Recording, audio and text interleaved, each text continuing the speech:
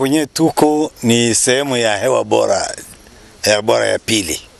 Ndio sehemu tuko mwayo. Hii ni makao ya mzee Laurent Desire Kabila. Makao yake ya pili ni hii hapa. Si unaona alama ndio hii ya charger ya silaha yake imebaki hapa. Unaona trachet ndio hii. Hii trachet de communication ilikuwa inaingia ndani ya nyumba. Nyumba ilikuwa ndani ya chumba kilikuwa ni hapa. Ilikuwa inateremka hivi kwenda mpaka kwenye maji huko. Na hivi ilikuwa inafunikwa yote kwa majani. Anaweza akawe ndani, akitoka hakuna mtu anaweza akamuona. Hapa unaona mavoka ambao alikuwa anapanda sehemu yake ni mjini, nyumba lazima kuwe mimea ya kudumu. Alipanda mimea ya kudumu ndio hii avoka. Alipanda vile mimea ya kudumu, mengazi zile ambao mabondo. Ile inatoa vile mafuta. Alikuwa anapenda mafuta ya maribondo sana. Ndio sababu alipanda mimea hiyo. Nyumba hii ilikuwa ya miti. Kama kawaida ya kujenga nyumba za huko kwetu kwa asili, ilichapwa kwenye udongo. Ilichapwa kwenye udongo. Baada ya kuchapa kwenye udongo, ilitiwa bati juu, nadhani bati unaiona pale. Ilikuwa na bati juu. Linjanja, wanasema lugha nyingine. Linjanja ilikuwa hapo juu. Hii ilikuwa makao yake ya kupumzika kwa muda. Familia yake ambao pale Joseph amezaliwa ni hapo juu. Mimi nilikuwa yaya wa watoto. Nilikuwa yaya wa Hippolyte na Erdegonde. Babaka alikuwa akimuita Erdegonde Yurusura, sikujua kama ni lugha gani. Ule Joseph ule njoo Kabange na njoo Hippolyte.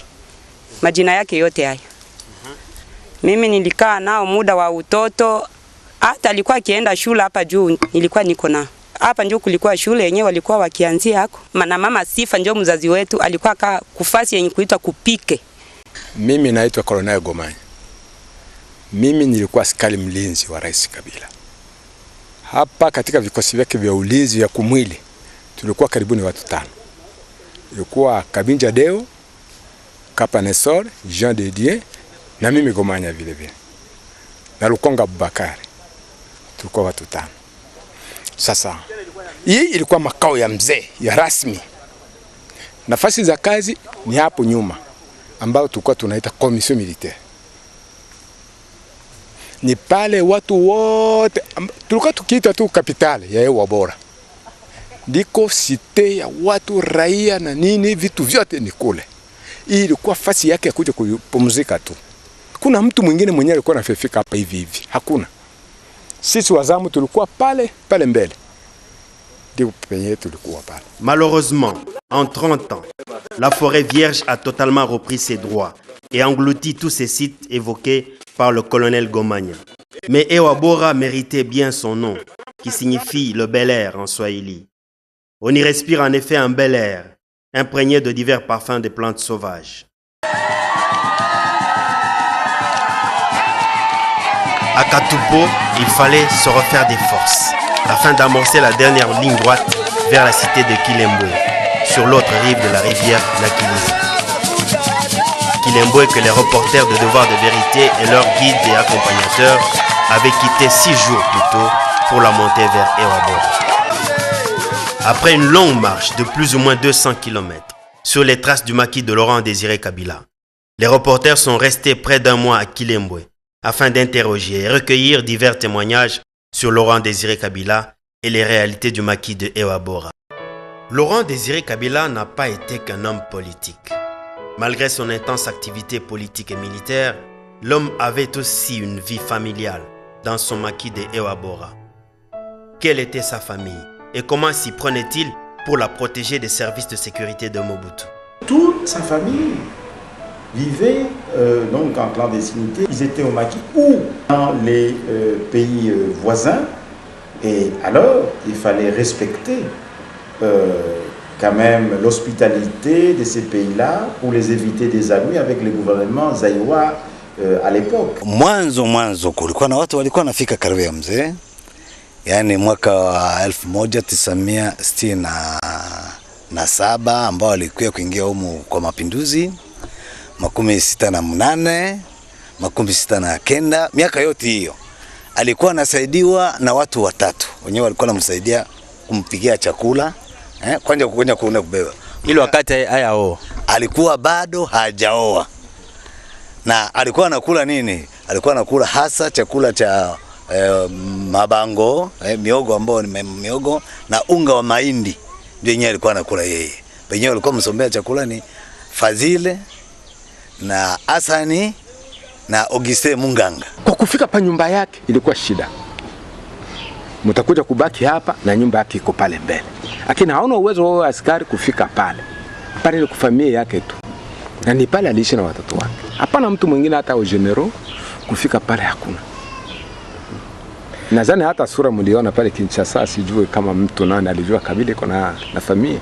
Mimi naelewa nyakati hizo mimi nilikuwa askari mlinzi wa kwake. Wa kumwili sana. Na wakati alibaki na mama Sifa, alioa mama Sifa, wakaendelea kubaki kama vile bibi na bwana. Kulizalika mimba yake ya kwanza, mama Sifa alizaa mapacha. Huyu ambaye tunamuita kwa leo ni Rais Joseph, pamoja na dada yake kwa jina ya leo anamuita Jeanne. Ni wale niliona wakati nilikuwa katika hali ya ulinzi pale kwake. Mimi niliona Joseph Kabila. Saa tuko tunavalishwa mapete, njo nilimuona bote bawili banakuja beko na kimo kidogo, banababeba bote kumikono hivi. Njo wakati wangu wa kuwaona, sababu balikuwa banabakia fasi ya pembeni sana, balikuwa banafichwa kule. Njo pale tulihakikisha kujua kwamba, nilihakikisha kusema kwamba Sifa alikuwa na mimba. Tukasikia tetezi kusema kwamba Sifa anakuwa na mimba, na baadaye wakati balizalika ikaonekana kama Sifa anazara watoto wawili, nikawaona wangali wachanga. Pale kuile lupango yenye kuitwa kupike de la Levorsho. Sikuonaka sura ya mtu mwingine ama rangi ama kivuli. Na kifika pala anenea kufungwa ama kuwawa. Sababu ilikuwa mkataba na sheria kubwa sana. Mama Sifa alipozala, Mzee Kabila baba akaita baba yangu mzazi, akamwongelesha habari ya kwamba nipatie mtoto yako moja anisaidie kazi. Baba akaja kunichukua kwetu na akanipeleka kulupangu ya Mzee Kabila. Tukaenda kufika kule kupike kwenye tulikuwa tunatwangia ile mihindi na kufanya mafuta. Mama alishazala, anakuwa na watoto wawili. Ule dada yake ndio mkubwa, alikuwa anaitwa Erdegonde. Joseph alikuwa anaitwa Epolite Kabangi. Ndio majina yao ya utoto na waelewa nayo hiyo. Tulisoma naye pale kwa Institut Safi Mama Njenje. Klasi yetu walikuwa wanaita section gardienne. Tulikuwa pale naye pale pamoja na mwalimu wetu Astrida, tulikuwa tukisoma naye pale Hewa Bora. Afu alikuwa angali mtoto sana. Tulikuwa tunaikala naye kiti moja. Wakati tulikuwa tunasoma nao pale masomo moja, tulikuwa na ule dada yake walikuwa wanamuita Chungwe de Gonde. Yeye rais wa Jamhuri ya Kidemokrasia ya Kongo Joseph Kabila. Ile wakati tulikuwa tunamuita Kabange Epolite Joseph. Alafu tulisoma naye somo moja, tunaishi mzuri. Alikuwa mtu mpole sana, alikuwa hapendi kusema, alikuwa hapendi kuona watu wanagombana. Kila mtu akigombana, yeye anakuwa tayari pale kwa kuamua kabisa. Mzee Laurent Désiré Kabila, kwake haikukuwa kila mtu wa kufika ovyo ovyo. Mpaka uwe ule mtu banakuaminia sana, banakupenda zaidi, ndio unafika. Jina yake ya kiodari, ile tulikuwa tunamuita Mwavi Mwazambale. Joseph na Erdegonde. Watoto niliwabeba, ni lazima na wakumbukaka, naweza kujua hivi Erdegonde alikuwa mkali sana. Ule bawili mkubwa ule alikuwa mkali sana. Joseph alikuwa mtulivu sana. Tangia utoto wake alikuwa mtulivu. Kuachana na mama Sifa, ako na watoto, kuna Erdegonde, Epolite, Mapenzi, Iji. Mzee alikuwa na watoto wengine. Mbele ya Joseph mzee alizaa kabla ya rebellion, angali kwa mwingine ndio kunya alizalia huko. Tulisikia hivyo. Alizaa mtoto wa mwanamke sijue Jeanne. Jeanne ndio tulisikia mtoto wake mwingine alizaa kwa mbele kabisa hayafanya mapinduzi. Hayaingiza umaki.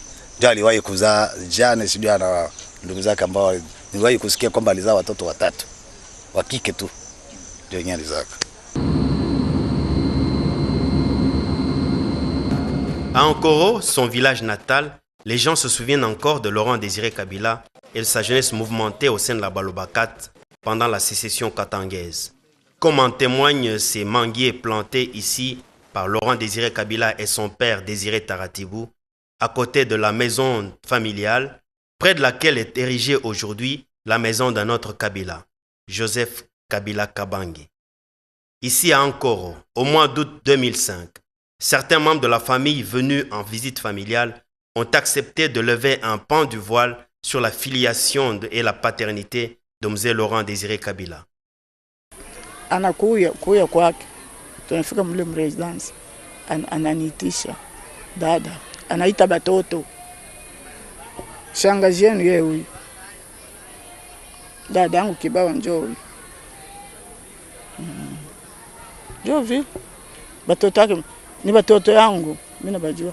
Joseph ni mtoto, bote tu ni batoto yangu. Mie niko Jane, niko mtoto wa kwanza wa mzee, niko dadake ya Rais Joseph Kabila. Rais Joseph ni mtoto wa mzee Kabila wa kwanza kubanaume. Kubanamuke ni mie, kubanaume yenjo mtoto wa kwanza wa baba. Je m'appelle Etienne Kabila Taratibou, fils aîné biologique du vénéré président de la République démocratique du Congo, feu Laurent Désiré. De même qu'en regardant Joseph, on ne peut pas douter que c'est le fils de Mzee. Lui, la première impression, c'est moi, tu n'es pas le fils de Mzee. S'il veut absolument faire partie de notre famille, moi, je ne refuse personne. Bon, s'il est notre sang, je ne peux pas le refuser, mais il ne l'est pas. Je ne sais pas qui a donné le nom de Kabila à Étienne. Bon, il y a ceci, c'est vrai, il y a des gens dans notre pays, c'est aussi une réalité. Quand les gens vous admirent, ils sont capables de donner nom et prénom à leur enfant. She batoto ya mzee she bote tunaungana na mtoto wa mzee wote ukimwone wewe mwenyewe utamjua tu. Ni masini ya kusema huyu ni mtoto wa mzee utamona tu na kumacho, kumaungu, kumikono, ndio kule tuko najuliana shebe yenyewe. Wakati baba alikuja kule Tanzania, alianza kutuma banduku yake baraanza kwenda kule marehemu George, papa Jedone. Ndio bakalituletea yake mapicha ya kusema baba anazala watoto bawili. Ndio bakazale Josefu na bajeni na bafamia bote na famia na Masifa. Baba mwenye akanionyesha yake na bobe yenyewe banisha ni famia depuis zamani. Baba kabaonyesha yake ndio dadenu wa kwanza. Par exemple, Rais Joseph, nini inaonyesha kabisa kama ni mtoto wa Mzee Kabila? Kwa hiyo wakati kama mnaanza kuangalia mzuri, kula anaanza kwenda, eko naenda nikufuata paka mzee. Na kumwendo, ukusema, na kuangalia na maungu yote naanza kwa mpaka mzee. Etienne hatumfahamu hapana. Hatumfahamu. Hiyo ni mapolitiki yao na wametaka kuleta tuka vuruko mwi nchi ya Republic Democratic ya Congo. Mimi simjue Etienne. Nasema sikweli simjue. Na kuya kumsikia sasa nikishasa nasema Etienne ni mtoto wa Kabila. Simeshikara mjua mtoto wa nani Etienne. Wala jina wasikulisikia sema Kabila ni kaka na mtoto mwingine Etienne. Hatukuisikia hiyo. Haiko hako. Sisi tumtambue Etienne. Tunaelewa Etienne ni mtoto wa Gary Rafael. Ni nani yeye? Gary Rafael ni mtu mfuasi mwingine sababu kuja kwa nani kwa Mzee Kabila kutoka nje wakati alitoka kwa masomo shine, alikuja na wengine wafuasi wake. Wote walikuwa na enea 22. Na ni mule Gary na yeye alikuwa. Gary wakati kabla hajaingia mapinduzi aliendelea kubaki huko na ndiko alizalia ule mtoto wake Etienne. Sio mtoto wa Kabila. Hao watu wanaosema hivyo wanadanganya wanadamu, wanadanganya Wakongomani. Joseph ni mtoto wa Rais Kabila. Sawa katika maki na hewa bora atakuwa hata na Mnyarwanda moja.